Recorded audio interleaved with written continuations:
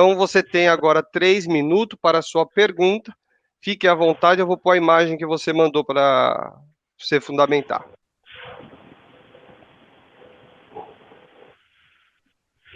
Bom, então vamos lá.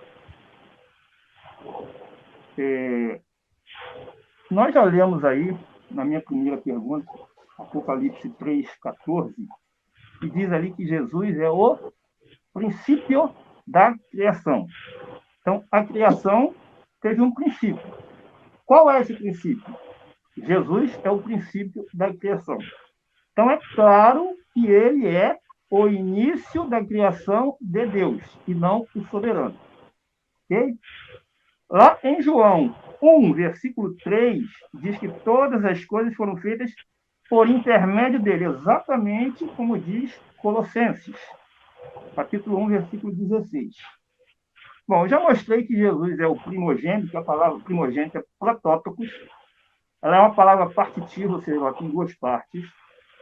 Proto é primeiro, tocos vem de ticto, que é nascido. Então, ele é o primeiro nascido. Se alguém disser que ele é o primeiro, que ele não é o primeiro nascido, mas que ele é o mais importante, ainda assim ele vai ser da criação. Então ele é o mais importante, ou ele é o primeiro da criação. Não tem como fugir que ele é da criação. Visto que a Bíblia diz que ele é o primeiro, em inglês é firstborn of the creature, o primeiro nascido da criação. Será que Jesus ele pode realmente ter nascido? Sim, ele pode ter nascido. E qual é o texto que diz que ele é nascido? Quem nasce é porque não existia. Quando eu nasci em 1971, antes de 5 de janeiro de 71, eu não tinha nascido, não existia. Então, põe para mim esse texto aí, Ronaldo, da segunda pergunta, que é João 1,18 e João 3,16. Que diz assim, ó, ninguém jamais viu a Deus, o Deus unigênito, Theos monogenes, que está no seio do Pai, esse o revelou. Então, Deus unigênito. E João 3,16, só um momentinho, e João 3,16 que diz, porque Deus amou o mundo de tal maneira que deu o seu Filho unigênito.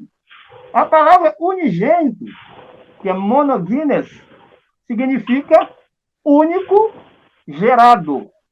Então, eu queria que Samuel mostrasse para nós, diante desse texto, como que ele pode interpretar esse texto e dizer que Jesus não foi criado, que ele não nasceu. Porque ele afirmou que Jesus não é criatura. E Jesus sempre existiu. E ele é eterno. Jesus, ele é Deus? É, porque ele é poderoso. A palavra Deus se aplica a qualquer um que é poderoso. Ele é menor que o Pai? É. Agora eu quero que o Samuel explique como que alguém que é unigênito sempre existiu. Ok, Samuel, você tem 5 minutos, pode começar. A explicação está na introdução que eu fiz, né? A gente não pode fazer leitura de um texto onde faz referência sobre Jesus sem ter essa informação que é bíblica, apesar de ele citar que no concílio tal se desenvolveu essa ideia, ok. Mas, além do concílio, a gente pode esquecer o concílio porque é uma informação que está na palavra. Filipenses vai dizer, existindo na forma de Deus. Esvaziou-se a si mesmo para se tornar servo. Então, Paulo ele vai desenvolver essas duas formas de Deus, é Deus, esvazia-se, torna-se servo. Os textos que falam sobre a questão de Jesus ser o princípio, quer dizer que ali ele está sendo o primeiro a ser criado. O texto, quando fala que ele fala é o princípio, o primogênito da criação de Deus, está falando de qual dessas naturezas? Está falando da criação de Jesus. Quando a gente fala Jesus, vamos colocar aqui Deus, né? O Deus Filho. Lá em algum lugar do passado, não. Ele não está falando nisso. Evidência disso é Apocalipse 13, verso 8, que vai dizer assim, no final do verso, o cordeiro que foi morto desde a fundação do mundo. Então, o que este texto está dizendo? O cordeiro morto desde a fundação do mundo é a mesma coisa dito que para o cordeiro ser morto, e o cordeiro aqui é uma tipologia, né? Uma ideia, um tipo de Jesus, né? Então, Jesus aqui tipificado aqui nesse cordeiro morto desde a fundação do mundo. Para o cordeiro ser morto, né, ele não teria que nascer. Então, os dois textos são trabalhados dentro da palavra. O texto de que ele iria ser criado primogênito de Deus, e o texto de que ele iria morrer. Existe a ideia. E o que esses dois textos estão trabalhando? Estão trabalhando a informação da sabedoria, da consciência, do conhecimento que Deus tinha, que o pecado ia se introduzir neste mundo. O que esses textos eles estão falando, na verdade, não é que Jesus tem um início, né? Digamos assim, o filho teve um início ali. Não, o que o texto está dizendo é que o pecado não pegou Deus despreparado. Deus tinha planejado como resolver essa situação do pecado que se introduziu no nosso mundo. E qual é a solução?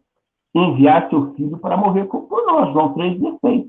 Quando o texto fala que este filho unigênito quer dizer que ele foi o primeiro a ser criado, sim, mas em que sentido? No sentido de que quando Deus planejou, né, a criação, ele já era ciente da queda. E mesmo assim, já neste processo de planejamento, já planejou enviar seu filho para morrer por nós. Evidência disso, repito, é o texto de Apocalipse 3,8, que fala que o cordeiro foi morto desde a fundação do mundo. Olha, ele está retrocedendo a morte deste cordeiro, que é um símbolo de Jesus, retrocede no passado também, da mesma forma que retrocede a ideia da origem do filho. Né? Então, isso fica evidente ali. Já no texto que ele citou novamente ali de João, né? João 1,3, né? Ele vai dizer assim, e sem ele, nada do que foi feito se fez. Então, João ele está identificando ali no primeiro capítulo dele, ele está, João 1 em diante, ali, né? Ele está identificando que aquela palavra que manifestou lá na criação, haja e ouve, haja e ouve. Então, a palavra, diz o salmista, que a palavra se manifestava e as coisas surgiam. Essa palavra que manifestava era quem? Era o próprio Jesus. Então, João ele quer chamar a nossa atenção para isso. A palavra, o verbo que se manifestou lá no início, né? É o próprio Jesus. Tanto que João ele vai relatar dos milagres que Jesus fez, e João vai relatar 7 milagres. Jesus deve ter feito centenas de milagres, mas João relata 7. E ele destaca nos seus milagres aqueles que Jesus fez o milagre fazendo uso da palavra. Né? Então ele vai dizer que foi o uso da palavra que transformou a água em vinho, é o uso da palavra que ele faz na ressurreição de Lázaro. Então, João ele destaca nos milagres de Jesus isso. Jesus ele é o verbo da criação, ele é a palavra da criação. O mesmo que se manifestou no princípio, se manifestou no meio dele, no meio da igreja. Né? Atafona, você tem 5 minutos para fazer a sua réplica. Se você quiser a imagem, eu já coloco. Fique à vontade, pode começar. Então, senhores, esse malabarismo, que geralmente quem acredita nessa ideia de que Jesus é o próprio Deus, ele é sempre assim. Eu vou fazer uma ilustração para vocês aqui. Só um momentinho. Olha aqui, ó. Eu também tenho uma garrafa, Samuel. Aqui está escrito aqui, ó. Guaraná Strong. Tá? Não é propaganda, não. Então, se eu pegar e mostrar isso aqui para qualquer pessoa e perguntar para ela, o que é isso daqui? Ela vai dizer para mim, é uma garrafa de Guaraná. Natural. Ok? Mas para algumas pessoas, elas vão morrer dizendo que isso aqui é uma garrafa de uísque. Mas está escrito que é de Guaraná. Ela vai dizer que é de uísque. Essa é a teimosia da pessoa que vê que o texto está dizendo que Jesus é o primogênito de toda a criação. Ele não é o primogênito da criação humana. Ele não é o primogênito que Deus fez para salvar a humanidade, que ele sabia. Independente se ele sabia ou se ele não sabia que o homem ia pecar, ele é o primogênito de toda a criação. Quando eu citei ali Deus unigênito, é Deus gerado. Ronaldo, por favor, ponha aquela imagem que eu te pedi ali da definição da palavra monogenes. Por favor. Isso, então está aí. Para mim não aparece muito claro aqui, mas eu acho que para outras pessoas vai aparecer. Então tem aí a definição da palavra. Ó. Ela diz assim: monogenes, único do seu tipo, exclusivo, usado para os filhos ou filhas visto em relação aos seus pais. Usado de Cristo denota o único filho nascido de Deus. Isso aqui é uma definição do dicionário Strong. Então, quando chama Jesus de Deus unigênito, ele é Deus, Jesus é Deus, Jesus é Deus. Porque a palavra Deus, que é teós, ela significa poderoso. Jesus é poderoso? Claro que é. Agora, ele é um poderoso nascido. Ele é um poderoso que não existia. Porque senão ele não seria teós monogenes. E essa palavra não se aplica nem ao Espírito Santo, essa palavra não se aplica ao Pai, ela só se aplica ao Filho. Então, alguns vão dizer assim, não, monogenes, Deus só pode gerar Deus, peixe só pode gerar peixe. Bom, mas se monogenes é o único do seu tipo, se Jesus é teós monogenes, ele não é igual nem ao Pai e nem ao Espírito Santo. Ele não pode ser igual ao Pai. Por quê? Vamos dizer assim, alguns dizem que Jesus é um Deus menor. Ele é um Deus menor. Ele disse, o Pai é maior do que eu. Ele não disse, o Pai está maior do que eu. O Pai é. Jesus precisava do Pai para tudo. Ele era um Deus que precisava orar.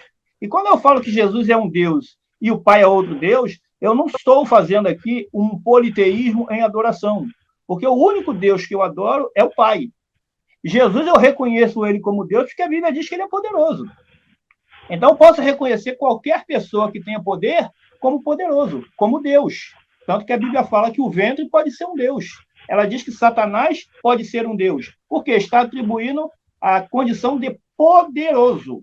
Deus é isso, poderoso. Agora, Jesus é o todo-poderoso? Não. O Samuel citou João, capítulo 1, versículo 1, que diz lá, em narre en rologos, kai rologos em proston teon, kai teos em rologos. No princípio era o verbo estava com Deus e o verbo era Deus. É isso que as Bíblias trazem. Agora me diga, se o verbo era Deus e ele estava com Deus, quem é o Deus com quem o verbo que era Deus estava?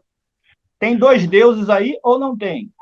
Quando você vai lá em kai teos em rologos, teos ali é um substantivo anárquico pré-verbal. Ele qualifica, chama o verbo, que é o sujeito da oração, de poderoso. Então, o verbo é poderoso. É isso que o verbo é. Agora, ele não tratou a questão do monogenes para explicar como que alguém que é nascido pode ser o Criador. Porque se ele é o Criador, como que ele nasceu? Por que o pai não é monogenes? Porque o pai não tem início. Por que o pai não é primogênito? Porque o pai não tem início.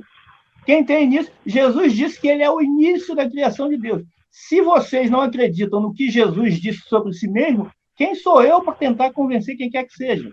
Jesus disse que ele é o primogênito. O Samuel, você tem 3 minutos para fazer a sua pergunta. Fica à vontade, pode começar, tá? Ok, a pergunta é o texto de João, né, 1,18, onde ele vai estar lá dizendo que ninguém viu a Deus, né? Deixa eu localizar aqui o texto, tá bom?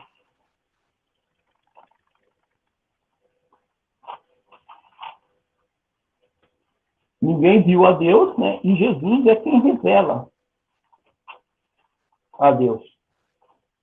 Daí, no Evangelho de João, ninguém jamais viu a Deus, né? Ele diz, o Deus unigênito que está no seio do Pai é quem o revela, né? Aqui ele faz essa colocação. Ninguém jamais viu a Deus, né? Faz menção a um ser, e depois outro ser, identificado também aqui como Deus unigênito, que está no seio do Pai, é quem o revela. Daí, no Velho Testamento, né, nós temos vários personagens que, de certa forma, viram a Deus. Né? Nós temos, por exemplo, Gênesis, no capítulo 22, quando vai falar da questão lá de Abraão, né? No capítulo 22, o primeiro verso diz assim, que depois dessas coisas, pôs Deus, aqui, pôs Deus Abraão à prova. Daí ele vai mandar, né, que Abraão vá e apresente Isaac, né, ofereça Isaac. No verso 11 vai dizer, o anjo do Senhor, então aqui o mesmo que no verso 1 é identificado como Deus, aqui é identificado como o anjo do Senhor. Quando Abraão lhe ergue a face para dar o golpe, o anjo do Senhor, né, que é Deus, ele manda que ele parasse, não negasse. Daí ele vai dizer no verso, então disse, de que não negasse-me o teu único filho. Então Abraão aqui tem um contato onde ele vê Deus. E nós temos Isaías 6:1, né? Isaías ele vai dizer que no ano da morte do rei, ele teve uma visão, né? E ele viu Deus assentado no seu trono, e ele faz uma descrição.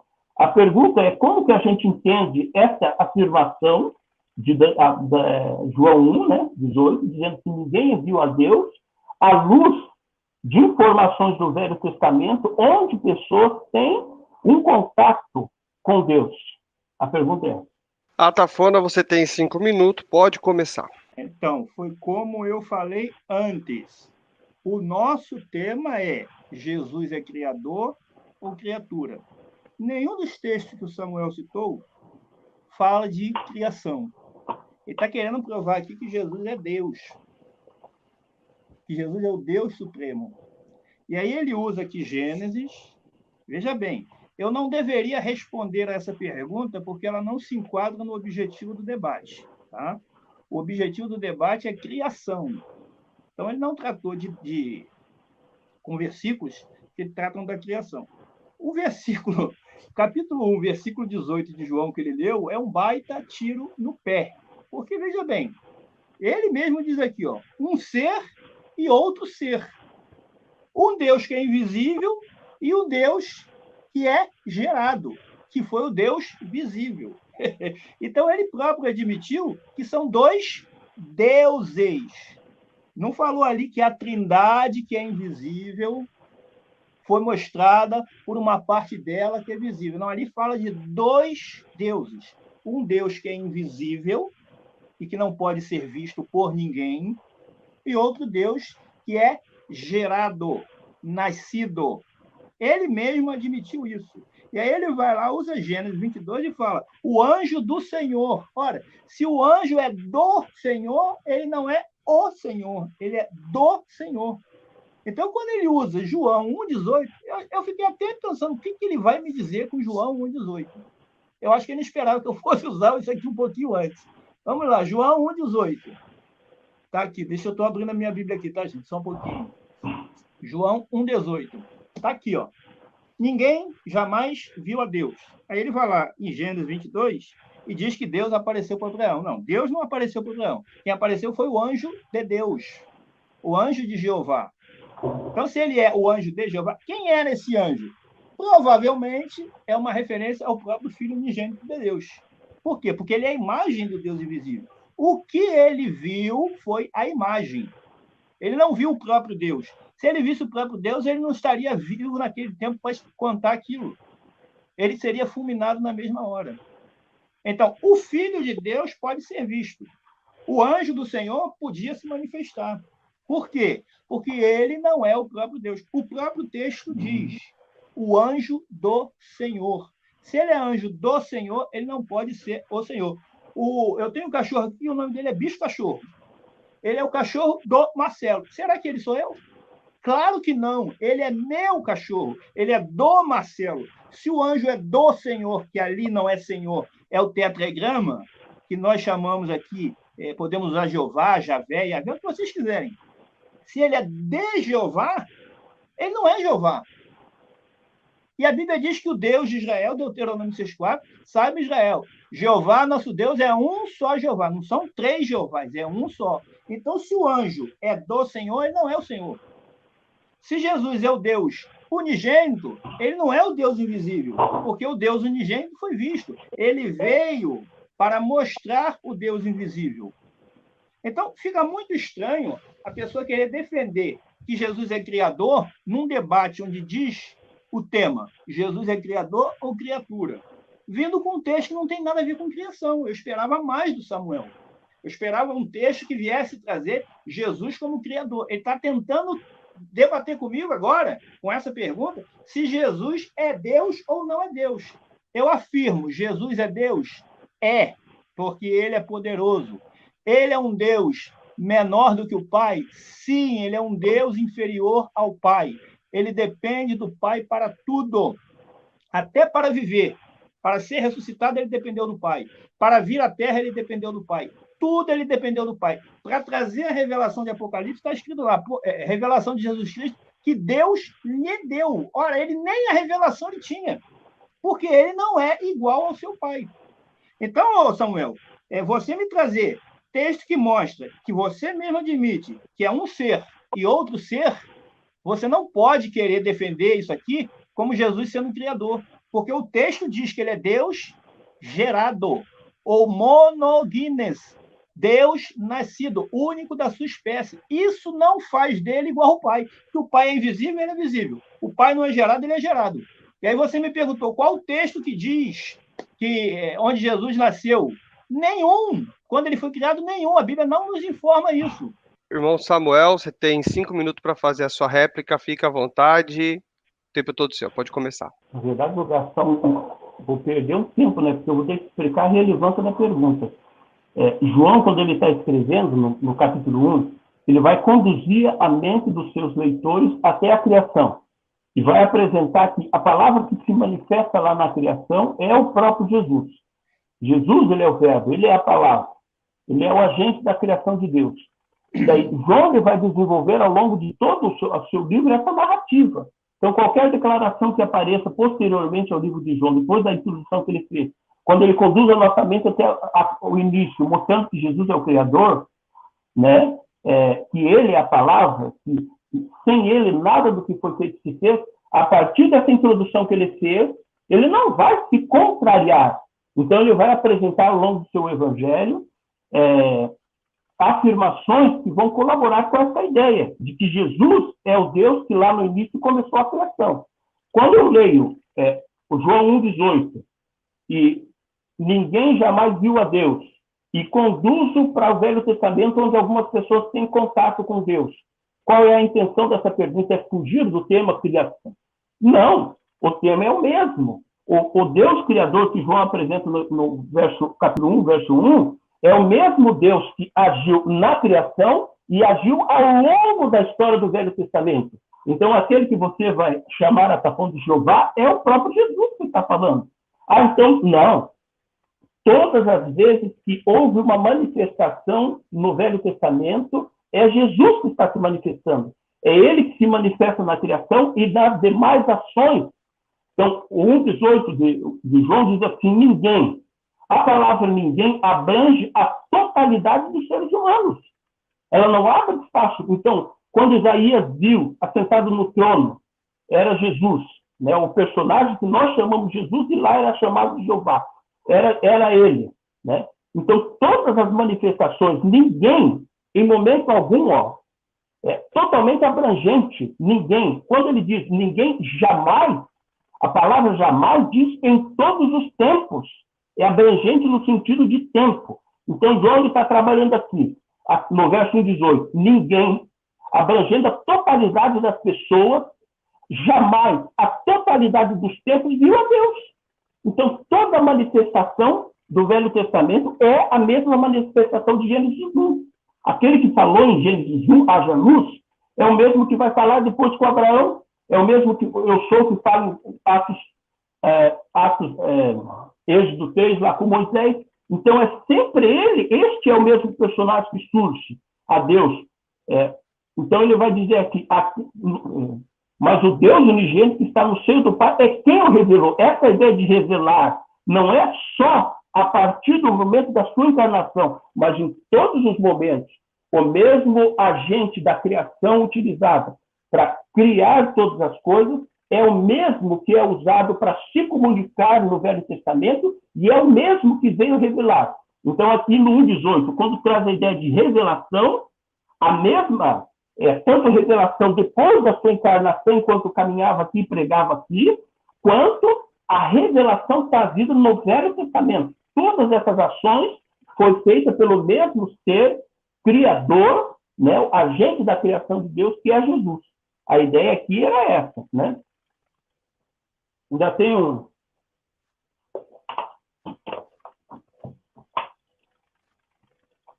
Então, alguém pode pensar assim, não, mas essa revelação aqui, ó, ninguém, repito, abrangência de todos os seres humanos de todas as épocas, ninguém, jamais, em todas as épocas, ninguém viu a Deus, aqui identificado, evidentemente, o Pai, né? Porque no verso abaixo ele vai citar, né, o Pai, na ideia abaixo ele vai trazer o Pai, né? O Deus unigênito, que é aquele que Gênesis aqui, João aqui, 1 diz que sem ele nada do que foi feito se fez, né? Quem o revelou, e essa ideia de revelação aqui, ela é abrangente para o período de todos os tempos, né? Tanto no Velho quanto no Novo Testamento. A ideia do texto é essa. Eu acho que está totalmente ligada com o nosso tema, né? Deu?